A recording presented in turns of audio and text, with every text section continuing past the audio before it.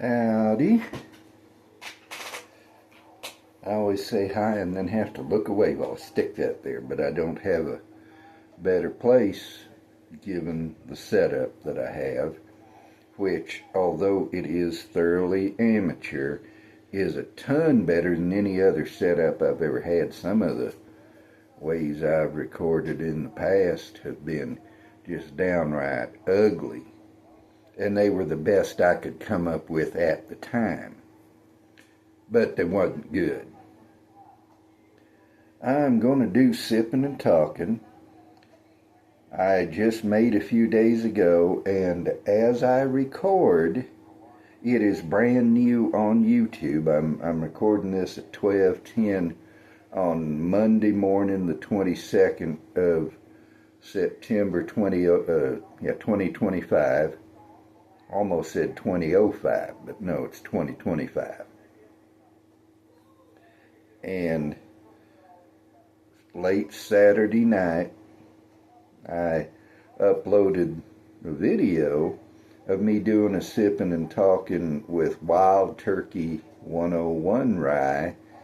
And tonight, there's another bottle I got on the same day, which is Sagamore Spirit Double Oak rye. And both of these, when I tried them for the first time the night I got them, weren't that great. But the Wild Turkey, when I had my second glass of it and made the video I'm talking about, was right good. And I'm hoping the same is true of this, because I've had the regular Sagamore Spirit rye and the cask strength, and they were good. They're definite ryes. They're ryes that when you taste them, they ain't no question you drinking a rye whiskey. They ain't no bourbon drinker's rye. And nothing wrong with a bourbon drinker's rye. That's what Hard Truth makes. And I love Hard Truth. But we gonna try us some Sagamore Spirit Double Oak.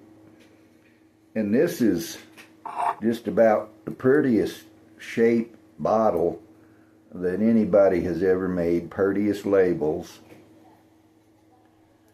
But it ain't an easy bottle to grip onto. At least right now, with it being nearly full and weighing something, holding it like this is what gives me the best grip.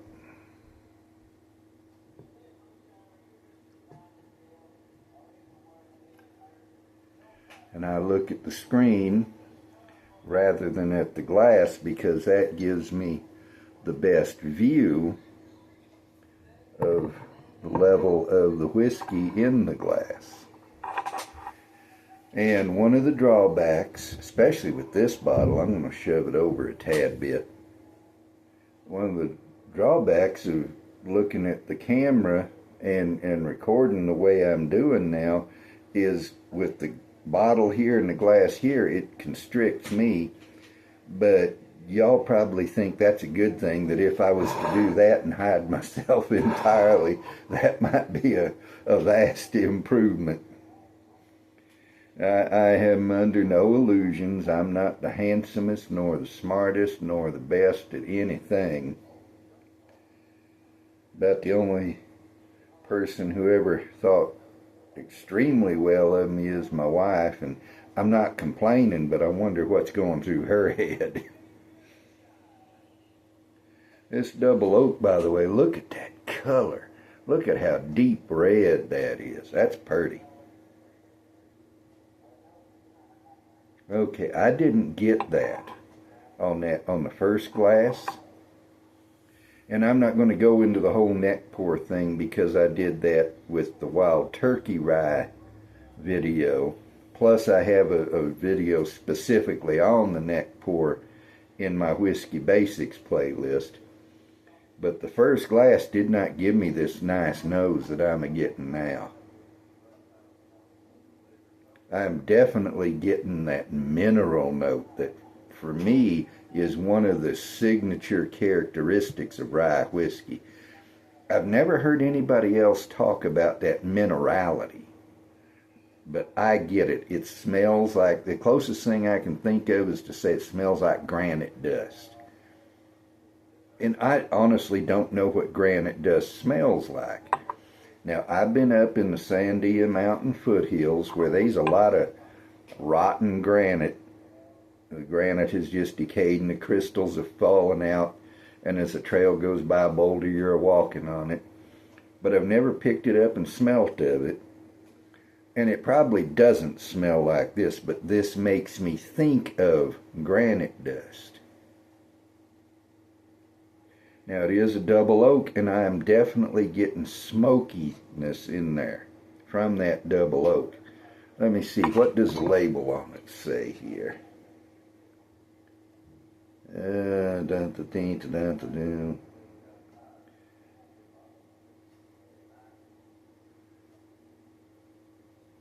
Well, it's not telling me a ton, but the double oak means, and if you're new to whiskey, this might be something you wondered about.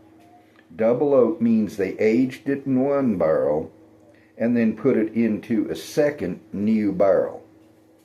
By law, rye whiskey has to age in a charred new oak barrel. And it occurs to me it would be interesting to take used rye whiskey barrels and use them to age corn whiskey, which must age either in a new uncharred barrel or a used charred barrel. That should give an interesting flavor to the corn whiskey, but usually if a distillery is making corn whiskey, it just reuses its bourbon barrels for that. But anyways, what they do for their second barrel at Sagamore, they're using what they call wavy staves. Instead of just being a straight curve like that, they kind of carve them out on the inside so it's hills and valleys, and that increases the surface area through which the whiskey moves in and out. And that enables it to pick things up better. And, of course, before they char that second barrel, I say, of course, I read the label. They have heavily toasted. Does it say heavily? It says... Okay, it says just in toasted wave stave barrels. I've already explained the wave stave. Toasting is different from charring. Now, you can do both to a barrel. Toasting is where you expose the inside of the barrel to heat. It can be infrared heat, it can be flame heat, but it's heat. It does not put a flame into contact with the wood. If they're using a flame, it's here in the middle and the barrel is around it, and the heat toasts the wood. Charring is where you're actually setting the wood on fire briefly, and it turns the inside into charcoal, and how long the fire goes is what determines the degree of char. They got 4 levels, I think actually 5, but the number 5 char, if I'm even remembering correctly, is not common. Usually it seems to me, from what I've seen, it's a 3 or 4 char. But you toast a barrel and then lightly char it, say a number 1 char, and then take the whiskey out of the original barrel, put it in this second barrel, and the toasting has done things to the wood that charring doesn't. And so it picks up new flavors from that toasted barrel. And that's what double oaking is about. Now, Balcones Distilling chars all their barrels. And so they don't need to do a double oak. They're getting essentially the double oak process on the first barrel. And that's one of the things that makes Balcones whiskey so unique. Well, unique is a superlative. You can't have degrees of unique. It's either unique or it ain't, you know. Either you're pregnant or you're not. You can't be a little bit pregnant. and you can't be a little bit unique. But I'm getting that minerality, I'm getting the smoke from that second barrel.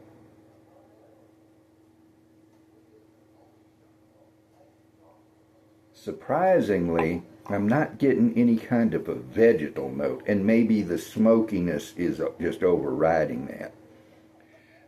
For me, a real definitive rye like Sagamore Spirit has that mineral note and a vegetal note, kind of like the hairy leaves and stalk of a mullein plant is what it makes me think of. And I'm not getting the vegetal side of it, at least not yet, but it smells a ton better than it did on the first glass. Salt. I was wondering what else I was getting. I'm getting a salt note on there. And you don't usually think of salt having a smell to it, but take yourself,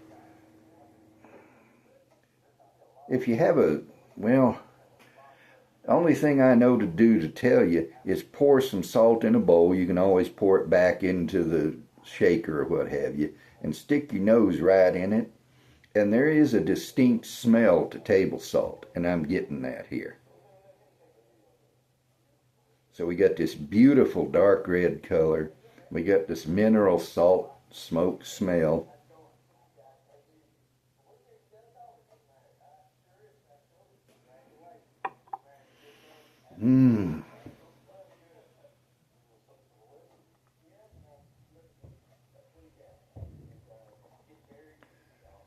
That was so much better than that first glass. A ton better. Now, the alcohol's hitting my tongue a little harder than it did on the first glass, too. This is 48.3% alcohol. That is, there we go, 96.6 proof. So it is not high proof, but sometimes whiskey will be hot even without a huge amount of alcohol.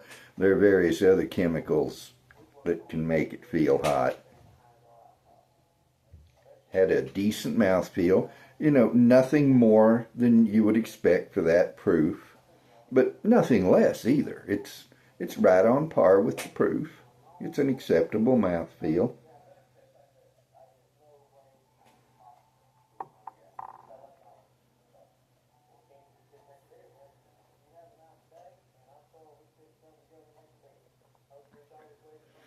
But what hit me that first sip, and you might have seen my reaction, I don't do a reaction just to do it.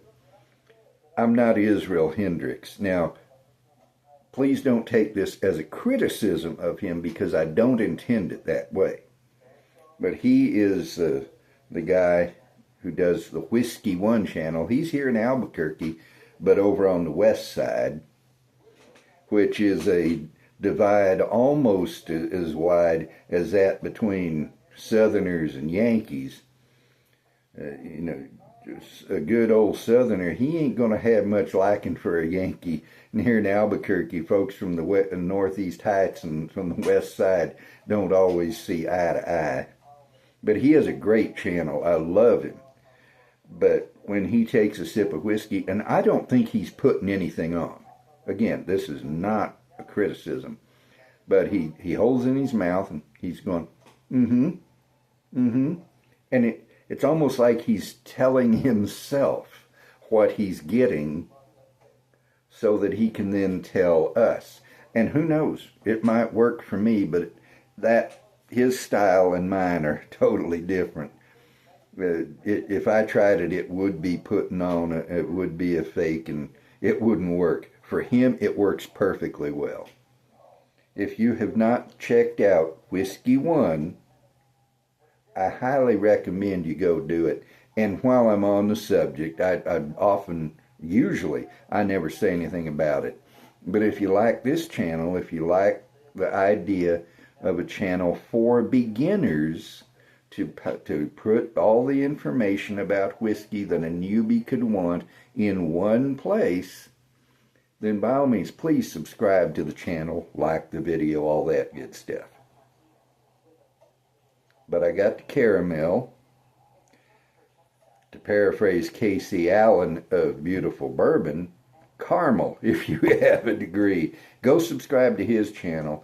He hasn't put a video out in 3 or 4 weeks, which worries me, because usually he does one a week. He hasn't put it on YouTube anyway. He does his thing first on Facebook, which I have not been on in years and won't go to. But he hasn't put anything on YouTube in 3 or 4 weeks.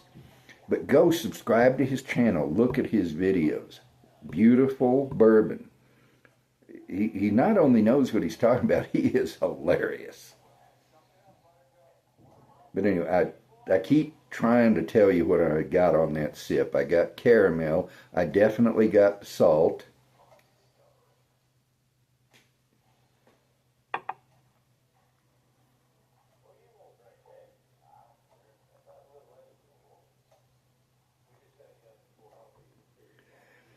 Caramel, honey, salt. Here on the finish, and I'll talk about the finish more here directly, but on the finish I got that mineral right on the tip of my tongue as I was telling you about the sip. It tastes a little bit less than room temperature. I just pulled this out of my desk, and it is a little cool tonight, and the desk keeps things cool. It's one of the reasons it's in there. Whiskey is. And so I might not be getting everything I could because it's cool. Cooling whiskey down mutes the flavors. Now, if you got something that you like the taste of, but the flavors are too strong for your palate, you can put a little water in, you can put a chunk of ice in, and it's better to have a big chunk because it melts slower. But it will still cool the whiskey. And that might work for you. I prefer my whiskey straight.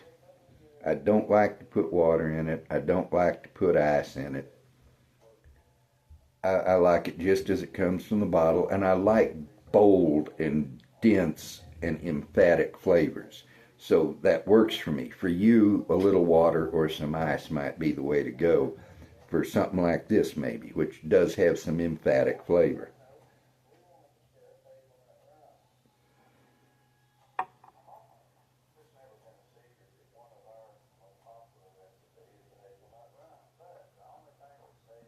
Good stuff, Maynard. Mineral right on the tip of my tongue. Oak going back. Salt in there. This is the most interesting whiskey I've had in a good while. I mentioned at the beginning of the video Wild Turkey rye, and that's good. I mentioned Hard Truth rye. I've had their High Road and their Sweet Mash rye,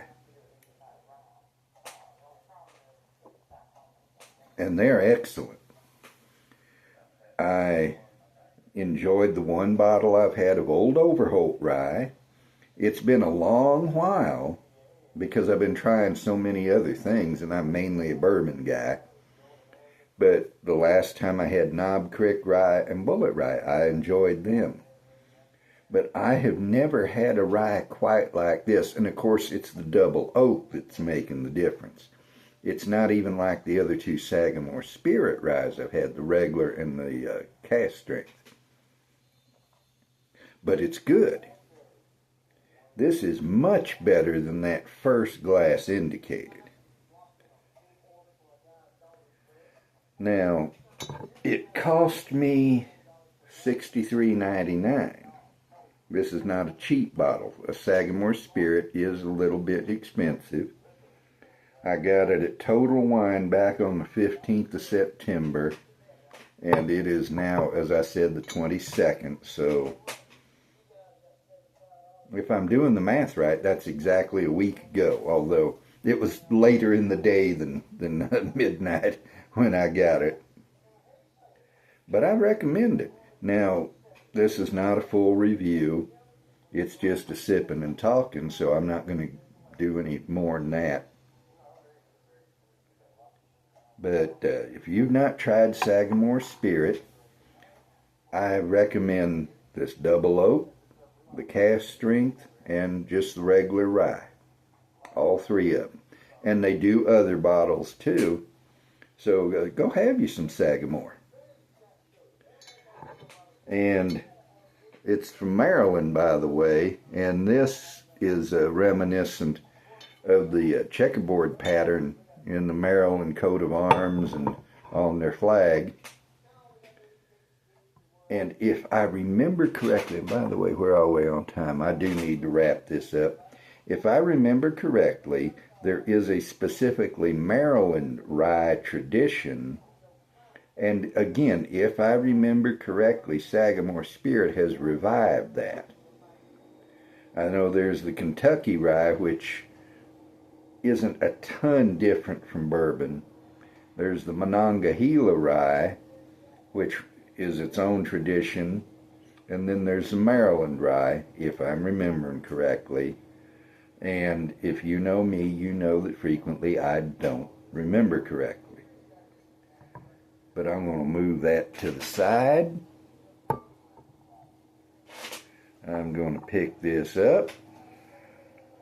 I'm going to swirl it. It's automatic with me to swirl it and nose it. It's a good habit to get into if you're drinking whiskey, to do those things. If only for the sheer enjoyment of looking at the moving whiskey and smelling of it.